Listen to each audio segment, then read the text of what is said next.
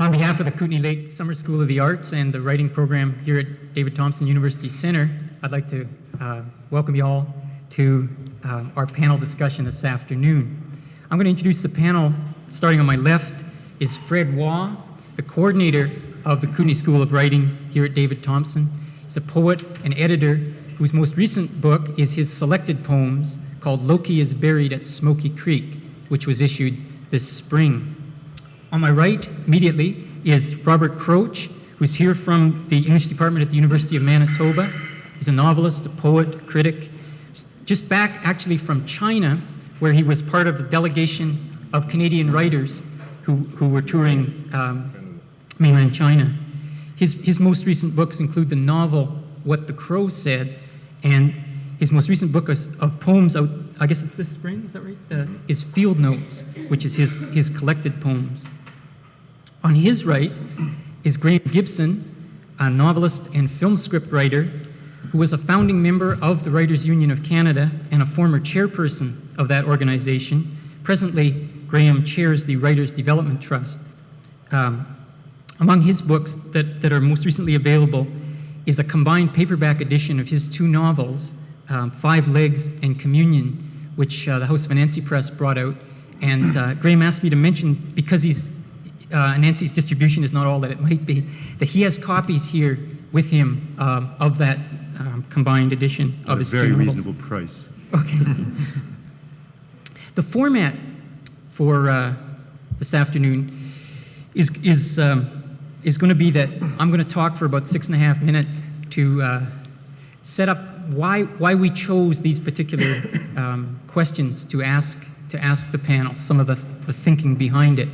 Then each of the panelists, starting with Fred and moving to my right, is going to have about, let's say up to 12 minutes to give you their views on the two questions which form the basis of today's talk. Following which, we're going to give the panel about 20 minutes or so to interact with each other, if they so wish it. And then we're going to open it up to questions from the floor for a little audience participation, if you like, if you're so moved. Is that okay? The questions we've posed to the panel today are, why do I write and who do I write for? These are two questions that we try to get our students in the Kootenay School of Writing here at David Thompson to consider. Thus, these are questions we like to ask established writers who visit Nelson because we believe their answers can help our students grapple with these questions, but their answers can also be a help to us as readers when we come to approach the work of these writers. The questions seem important because while writing is a personal and solitary act, writing for publication is a social act. A published poem, play, or work of fiction appears in a particular society at a particular time, and whether the author likes to think about it or not, the work has certain effects in that society. For example, the bulk of our cultural world at this specific historical moment, whether we look at paintings, listen to music, or read most books, has the effect of leading people away from the affairs of our everyday existence into another world. Put charitably, most good writing can enable people to forget their own troubles for a little while. Looked at another way, though, this writing is part of a larger cultural industry that in all its branches helps keep us from examining our daily lives, from understanding the sources of our problems, and from acting individually or collectively to improve our lives. The negative term for these products is that they are escapist. As long as our literature overwhelmingly leads us into the bondage of beautiful dreams or into following breathlessly the imaginary problems of impossible people, our inevitable return to daily reality will be a disappointment. Much of our cultural world, then, functions as a narcotic, numbing people so that they can, for a short time, escape into the illusion of an impossible but apparently more interesting world. This is where the money is at present in the world of culture, and also success and fame. But should our writing students aspire to be narcotics peddlers? Asking, why do I write for, can lead our students to consider, why should there be such a demand for escape from daily life in our society? Through drugs, TV, alcohol, or attending most literary and cultural events. For of course, what is wrong with escapism is that the escapist doesn't escape. What we call escape literature is really status quo literature. It in no way leads to any change in the conditions that led us to wish to escape. Hence, the reader immediately needs another fix. This is why people who defend this direction in modern culture on the grounds that, quote, it gives people what they want, unquote, are wrong. What people seem to want desperately, and in enormous numbers, is to live in a space that is better than this one. This they don't get from their hit of culture. I think this notion of literature as escape begins early in school. Take a typical high school English class where the students are worried about sex, family breakdown, drugs, careers, and so on. At the front of the classroom, the English teacher is earnestly insisting that Hamlet or Macbeth's problems are very relevant today, and so you really should pay attention to them. In fact, you better if you want to pass. Thus, we learn to regard good literature more or less as science fiction, an interesting diversion about unlikely solutions to difficulties which are literally light years away from our own daily lives. Counter to this vision of literature, though, there survives on the fringes of our culture a literature which seeks to ruthlessly examine the present state of affairs with an eye to assisting us to develop solutions to our actual pressing personal and social problems. One recent manifestation of this was the first upsurge of writing that we came to call feminist writing. This broke away from the literary and cultural traditions of depicting women and spoke directly about the contemporary situation of half the human race and about the need for major change to alter that situation. But this is not the mainstream of our culture. That mainstream, when it does consider our daily existence, does so usually encrusted and encumbered with mythological references or trivialized or romanticized beyond belief.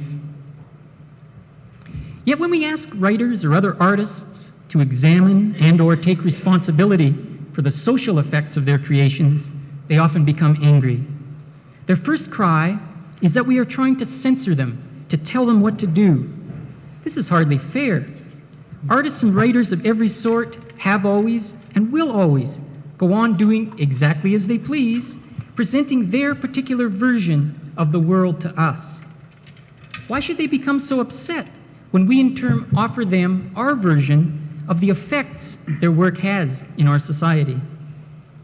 A second response writers often have to these topics is to claim that there's good and bad writing, and this is the only significant subject for discussion in examining an author's work. But we know from history, good and bad are decisions each society determines for itself. There have been periods when Shakespeare was out of fashion, and this may well come again. For centuries, the Elizabethan poet John Donne was considered a minor, a bad poet. More to the point for today's writer or reader is to determine why the tastemakers of our present society conclude this or that style or content is good or bad. Whose interests does such a decision serve? For instance, what theory of why people write and who they write for lies behind the current selection of literary materials in our high schools? Finally here, I'd like to say that posing these questions to our writers, beginning or established, can help us as readers too. Take experimental writing. We know from science that experiments must go on if the boundaries of what we know, of what we can do, are to be pushed back. We also know from science most experiments fail, but that we can learn as much or more from a failed experiment as we can from a successful one. Yet readers who approach an experimental author expecting to find some escape from the humdrum are going to be badly let down. So, as readers, we can try to bear in mind when we pick up a book, why did the author write this? What audience did he or she intend for this book?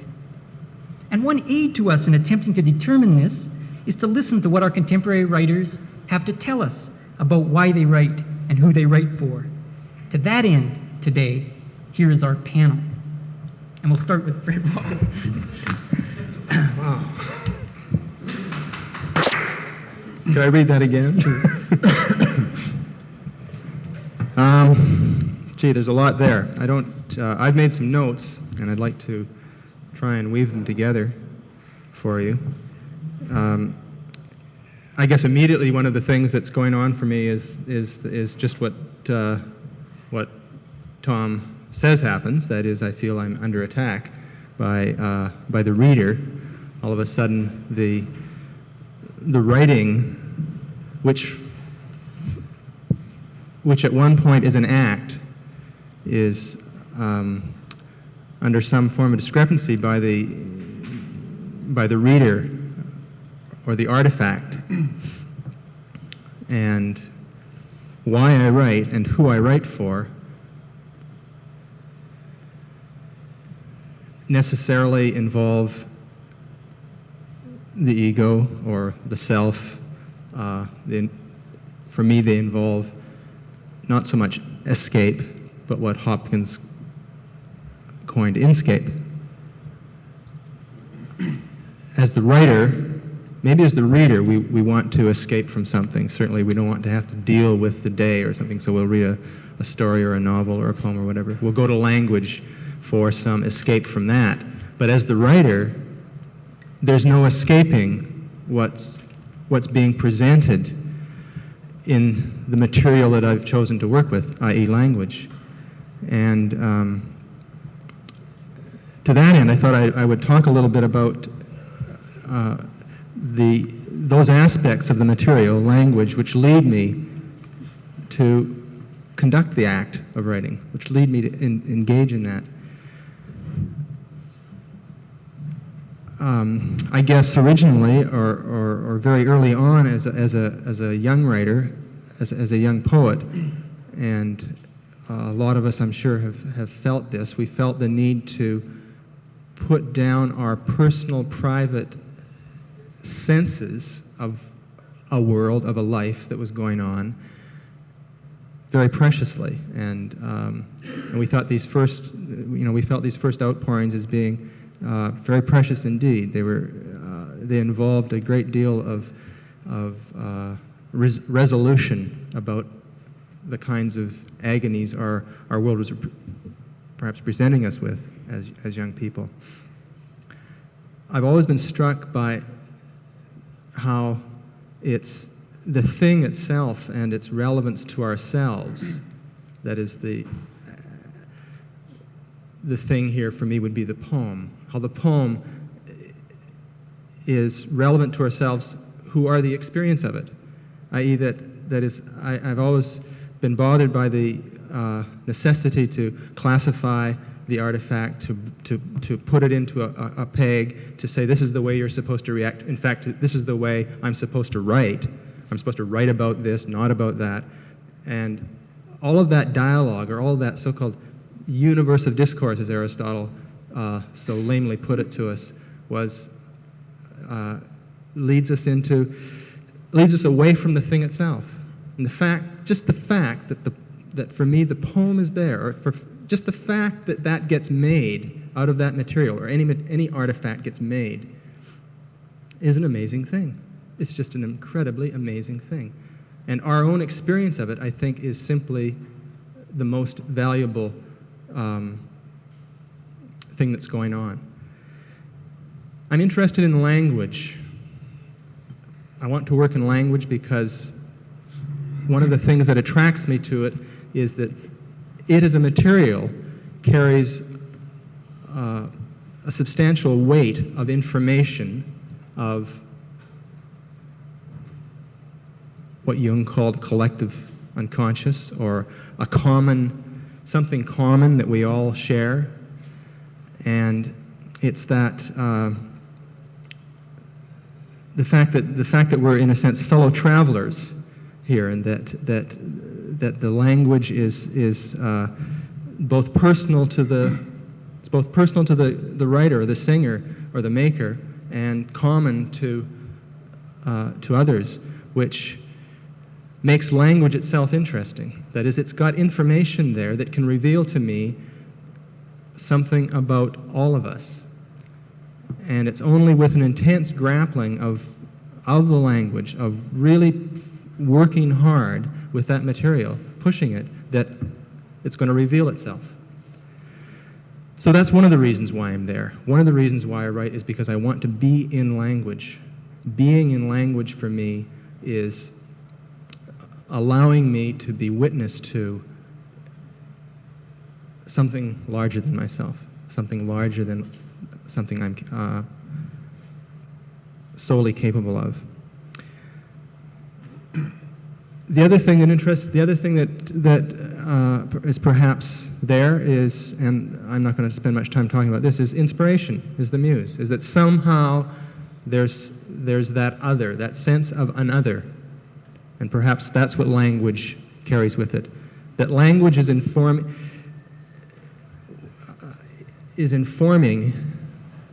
me of this thing called the other, which is in our culture the muse. It has become female and has become and in the greatest humanistic tradition became romantic. And it became romantic because it was the muse it was the lover who could touch that shell, the outer self that we are. Finally, it's the language of being alive, and that simply to be able to use language or to be in language to make that statement to myself, not necessarily to anyone else. In other words, to talk to myself because I want to say to myself, I'm alive. That's extremely important. That I carry on this internal dialogue that was set up very very early on. For me there is an internal reality at least as important as the external reality, and it's that internal reality that I personally am more interested in, feel more comfortable with, feel mirrors more what that external reality is supposed to be. And I'll trust, as a writer, through language and through that internal reality, I'll trust that picture of the world more than the picture of the world the state is giving me. I mean, the state, the social thing that Tom's talking about that comes about because of publication runs the danger of becoming the state vis-a-vis China, and I hope Robert will maybe say a few words about that. And the danger of that is that it's not the good things of life I want, like color TV tells me I want. It's not the good things of life. I want those too. I want the best things. I want the best life. I want the best world. And it's that ideal, the ideal world, the ideal city that most writers, perhaps because of language, try to build. They may not be writing about the city, but simply by being engaged, by being involved in that process of making the private public, simply by being in that process, they're making a heavenly city.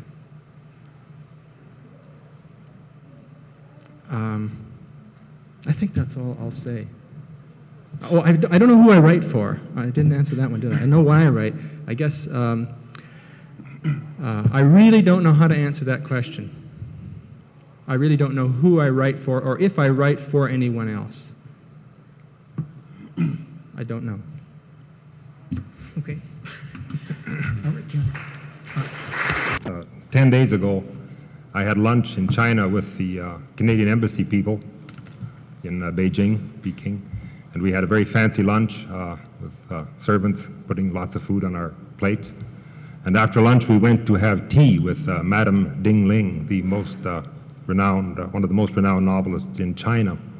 We went to a very small apartment, which I was told was a very luxurious apartment by Chinese standards. And we had lunch with a woman who had spent 20 years in exile in the country, as they say in China, sent there by her own state. She was there for 10 years before the Cultural Revolution. They had silenced her already then. During those 20 years, she planned 3 novels, which, when she came back into society, those 3 novels made her a spokesman for her culture and her people. And while I sat in the presence of this awesome woman, I thought of her as a kind of Chinese version of Margaret Lawrence. They look alike for some reason. I was subjected to the propaganda of a couple of young Chinese writers. I was told about social realism. One must surrender the idea of self entirely to the public good. One must always write to give hope to people.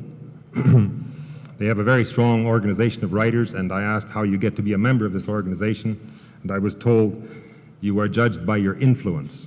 That is, by the impact you have on the culture in terms of teaching this message of hope. So I came away shaken, partly by the unpleasant message and partly by my incredible sense of respect for Madame Ding Ling, who had lived truly a writer's life, 20 years of exile in order to speak. And I guess facing the questions posed here, I have to say that I believe in very few things, but I do believe in the validity of a local culture. I believe passionately, partly because I grew up in a place in Alberta which was not on the map, among people who were not on the map, having experiences and emotions that were not on the map, and I spoke out to fill that gap in whatever modest way I might. I wanted to assert the validity of those people's lives. I wanted to tell their stories, and like Fred, I wanted to assert the validity of their language, of their speech. So in casting about for models, and we don't have very many models in Canada, at least most of them are disappointing at this point. It's a very new culture. I thought of the concepts we have of poet. One of them is poet as legislator. Shelley comes to mind. I cannot set myself up as a legislator for mankind. I think of the poet as priest, James Joyce, especially in Portrait of the Artist. And again, I cannot ritualistically act out the values of a culture, so I cannot be poet as priest. One is tempted, I suppose, by poet as criminal, the model of Genet in France, or the pseudo-criminals who inhabit much of American literature and get very rich by being pseudo-criminals. I couldn't subscribe to that either. I am tempted at times by the poet as shaman, that wonderful fantasy we have of all going Indian and healing ourselves by a wonderful mixture of the charlatan and the true healing power. And I suppose, again, Margaret Lawrence does come to mind, and in my better moments, I think of healing as one of the purposes for writing and for reading. I suppose more often I'm tempted by the role of poet as clown, the person who by clowning dares to speak back to the king, that poor little cripple, the man who is the clown, who alone in a society is permitted to tell the king he's full of shit. And again, at times, I am simply the poet as archaeologist, digging up those shards, those fragments that tell us that we were there, and maybe if we can take a guess at the story, we can at least have the pleasure of imagining that we are and were. And then finally, I suppose, I sometimes suspect it's merely a biological need, that the learning of language has to be a pleasure. That's how we go about the tedious task of learning a language. And some few of us are afflicted genetically with such an intense sense of that pleasure that we go on helplessly and hopelessly writing, and I hope reading. Thank you. I'll stop.